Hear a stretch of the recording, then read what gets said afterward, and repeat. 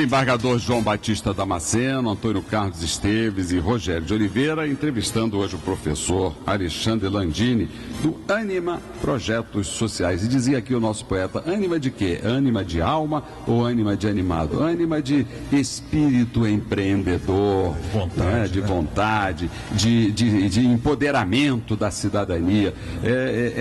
São dessas instituições formadoras que nós precisamos. E nós estamos aqui com o nosso repórter de campo. Alô, Silvio! Saudade de você, Silvio. Onde é que você anda, Silvio? Doutor Ciro, boa tarde, não. Bom dia, como vai o senhor? Tudo bem? Tudo bem. Não é você que vai fazer a pergunta, não, né? Que você está com quem aí? Eu estou aqui do lado da senhora Janete. Janete. E ela quer saber por que os projetos sociais não avançam, senhora Janete. Bom dia. Bom dia, doutor Ciro. Bom dia, Janete. Obrigado aí pela sua audiência. Que bom ter você aqui na Manchete Online Encontro com a Justiça. Diga lá, qual é a sua pergunta? Eu gostaria de saber por que os projetos sociais não avançam. A senhora tem filhos? Tenho uma filha. É uma filha que idade? Ela vai fazendo 23 anos amanhã. Ah, porque se ela tivesse menos, ela já podia passar pela Ânima e ela ia ver que há projetos sociais que avançam. Nem todos, a gente está com muita carência, faltando muitas políticas públicas, dona Janete.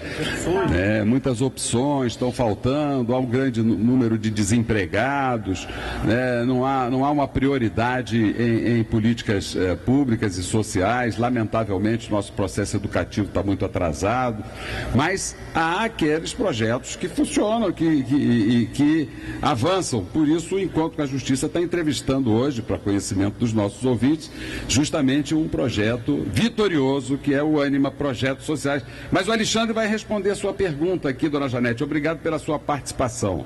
Muito obrigado, eu agradeço o senhor. O programa do senhor está de parabéns, hein? Ah, fica ligadinho aí em Manchete Online, faz as suas perguntas e participa, você e todos os ouvintes, através do telefone 35720760 ou via nosso repórter de campo, Silvio Augusto. Bom dia, Silvio. Me ouve, doutor Ciro. Ouvi, obrigado. Ok.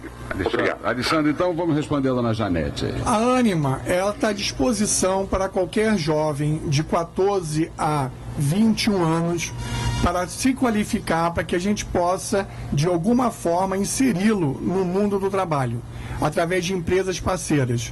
É só nos procurar através do telefone 3860-3895 e se informar melhor para nós fazermos já a inscrição. Vamos repetir o telefone, por favor? 3860-3895. A instituição fica localizada em São Cristóvão. Na linha da pergunta da dona Janete, Alexandre, eu fico sempre muito frustrado porque, para mim, o mais carente de todos os carentes são aqueles meninos que estão em conflito com a lei. Para esses não tem nenhum olhar condescendente, né? Para esses só resta a grade, só resta a prisão, a privação da liberdade. Mas ontem eu tive participando lá na escola João Luiz Alves de um terceiro concurso de marchinha do Novo Degase. Achei isso espetacular. E aí a minha pergunta, na direção da dona Janete, é: será que a Ânima não podia fazer um esforcinho maior e dar a mão, estender a mão para esses jovens que estão privados da liberdade? Eu sei das carências, das dificuldades financeiras, mas se a gente conseguisse fazer de um menino daquele um cidadão que eles já são, mas que estão excluídos e por isso deixam de ter a oportunidade de ser, porque era um recadinho, nossos ouvintes aí, de uma música que eu trouxe do festival de marchinhas ontem na escola João Luiz Alves, ali na Ilha do Governador, onde estão adolescentes entre 12 e 18 anos privados da liberdade. Olha aí, pessoal, esse pessoal aí que fica dizendo redução da maioridade penal, precisa saber que com 12 anos tem brasileiro preso, privado da liberdade, né? E esse menino mandou um recado. Ele tem um coração de ouro, por isso que ele botou o nome da música dele, Coração de Ouro. Olha só que bacana, Alexandre, ele fez a seguinte poesia. Ele está até concorrendo aqui com o nosso poeta Antônio Carlos Esteves para ver quem faz a melhor poesia do dia. Mas ele diz assim: mulata vem sambar, se joga no salão, começou as Olimpíadas, vou disputar seu coração. É um poeta, é um romântico. E continua: ô mulata minha gata, nessa corrida vou ganhar o seu coração.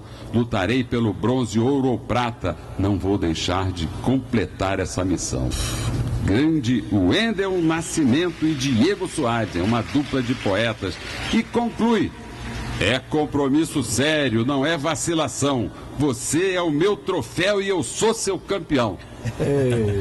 Ânima Projetos Sociais precisa fazer desses meninos campeões. Então, vamos repetir o nome dele, por favor. É proibido repetir. Eu estou cometendo uma infração administrativa que eu não posso dizer o nome, mas eu não estou falando o nome do infrator, estou falando o nome do poeta. O poeta é o Wendel Nascimento e Diego Soares. Parabéns, Wendel e Diego. Parabéns aos dois, sem Wendel.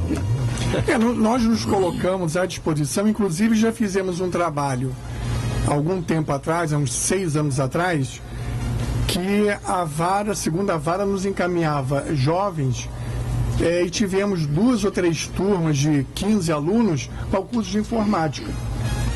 E foi um sucesso, porque o que nós fazíamos? Quando nós encaminhávamos o aluno para inserção no mundo do trabalho, esses jovens que participavam e que eram bem-sucedidos, participavam, realmente queriam aprender, eram pessoas comunicativas, nós víamos nele uma condição assim de participar junto com os outros, nós encaminhávamos e já tivemos até casos dos jovens serem aprovados nas entrevistas. Boa, parabéns. Aí houve um acordo, enfim, o juiz, eu não sei como é que foi, para que eu ficasse logo na empresa. Então, só que infelizmente tudo envolve recursos, né?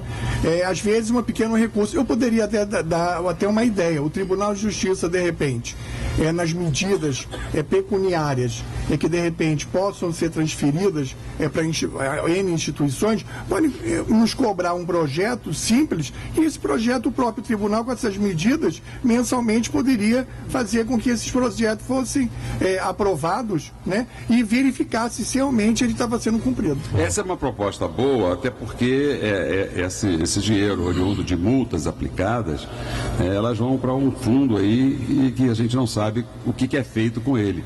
Além do que, nós temos o nosso fundo que sustenta aí filhos de desembargadores e juízes, que paga educação para desembargadores e juízes, e que faria muito melhor financiando projetos como esses aí, né, conforme foi a nossa sugestão. O retorno ia ser muito maior. Como foi a nossa sugestão na época que nós fomos demitidos da coordenadoria, né? Eu acho Você vai sugerir um troço desse também, senhor?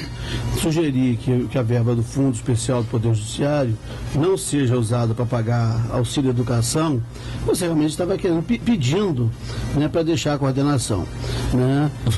Até porque, né, o corporativismo, né, e o patrimonialismo, ele funciona com a apropriação desse recurso. A propósito... Mas concluindo aqui, Cira, é possível isso sim, que o Alexandre está falando, porque independentemente do Fundo Especial do Poder Judiciário, que tem toda a resistência em gastar, né, com que seja fora, né, salvo o próprio custeio do poder, tem essas rendas oriundas das multas, né, oriundas dessas transações penais, que isso pode ser uma fonte de custeio. Isso é algo a ser elaborado e efetivamente ver se o Tribunal de Justiça quer fazer essa opção, né? Mas isso é possível, né, juridicamente, esses recursos têm essa finalidade.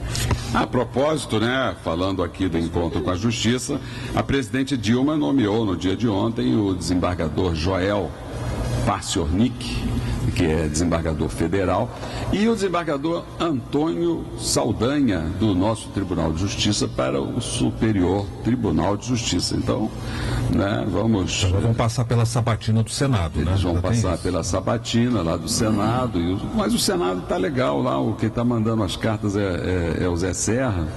Ele já vendeu o nosso petróleo, quem sabe não vende uma vaga no STJ também. Bom, não fala em venda de vaga não, porque você pode daqui a pouco querer falar de lista sextupla, de quinto constitucional, e eu acho que a gente não deveria tratar desses assuntos. Não se fala de corda em casa de enforcado, né?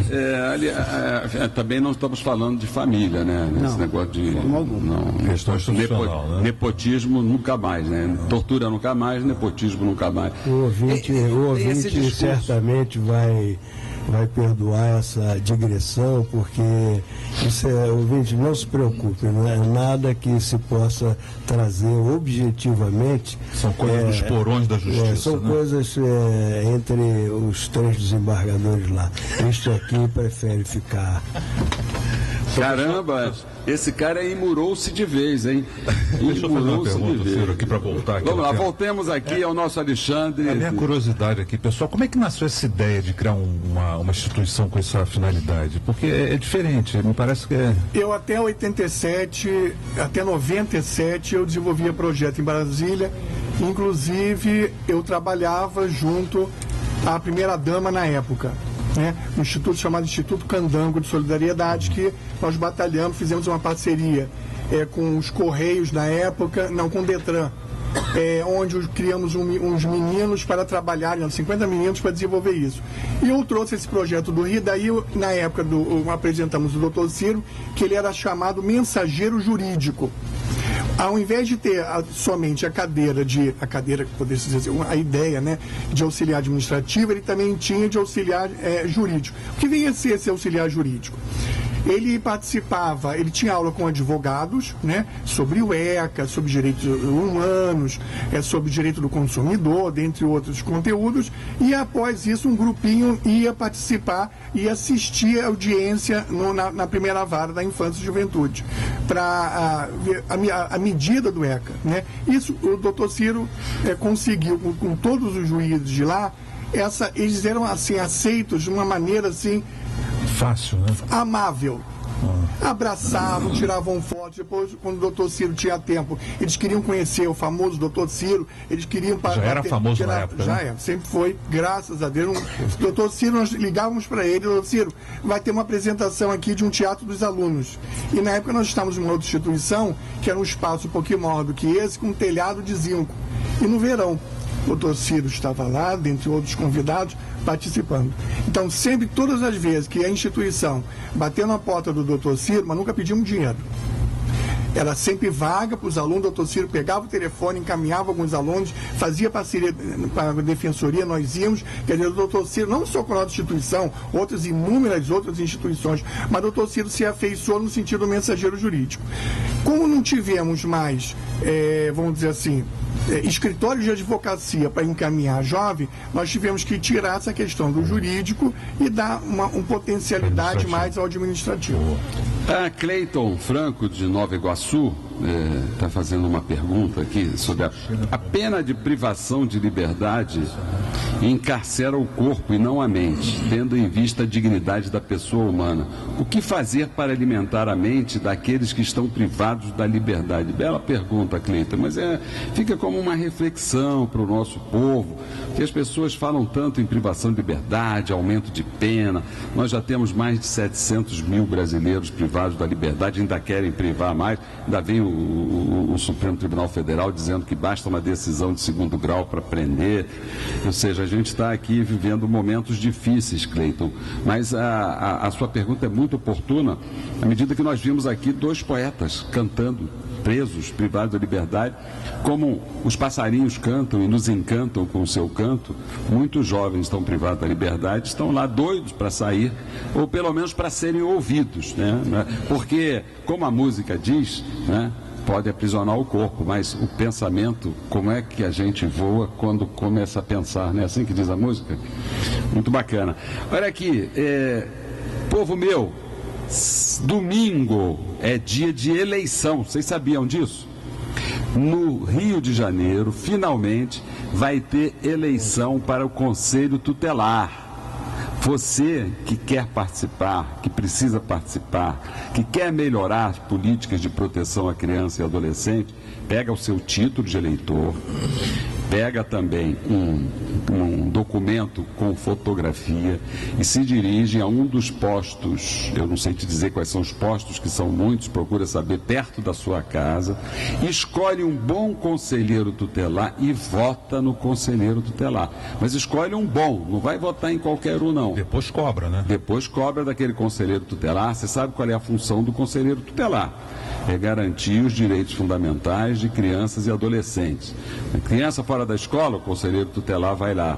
Criança que não tem documento, o conselheiro tutelar vai lá. Criança que está sofrendo violência, nós trouxemos aqui no nosso programa Encontro com a Justiça, há alguns dias, um conselheiro tutelar exemplar, que falou quais são as atribuições do conselheiro tutelar. Então você viu que muitas vezes o conselheiro tutelar salva crianças de violência e de morte.